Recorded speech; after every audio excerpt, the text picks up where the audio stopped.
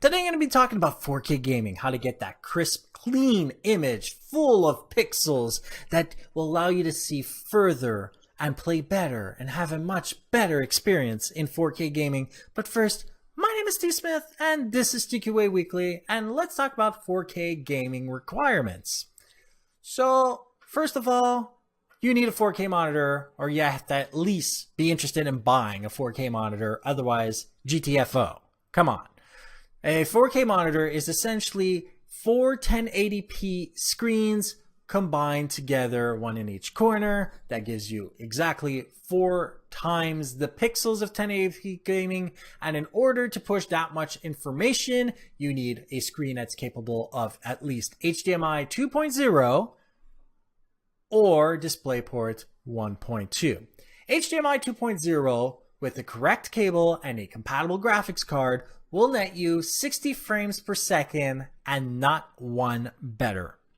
If you're one of those that likes first-person shooters and you are a frame per second whore, you're going to want to go DisplayPort 1.2 or better with the correct cable and compatible graphics cards, which we are going to be talking about the graphics card.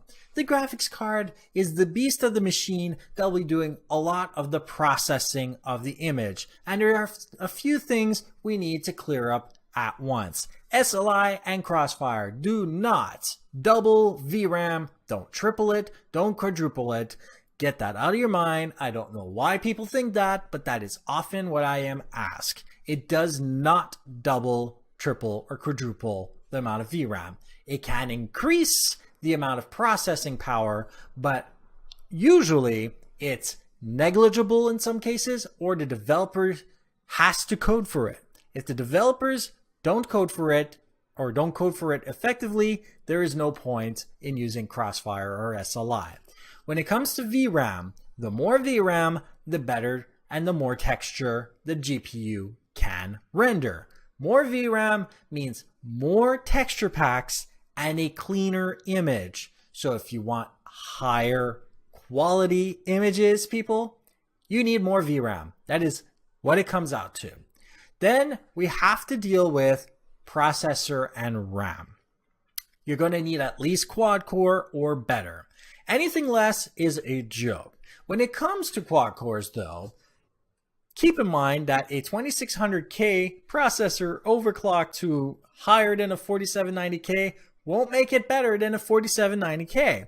And it's the same thing that goes true for a 7th generation Intel processor. Just because you can overclock the 4790K to a clock speed higher than a stock 7th generation processor does not make it better. So a newer processor might be in line for you when it comes to that, whether you decide Intel or AMD, because both choices are currently good, especially with the latest AMD processors out there. And for RAM, obviously we're used to putting 8 gigs in, but if you want to run multiple applications like XSplit and chat programs and all that kind of stuff in the background that we normally do because we like to play multiplayer, then consider putting in 16 or more gigs of RAM in your computer.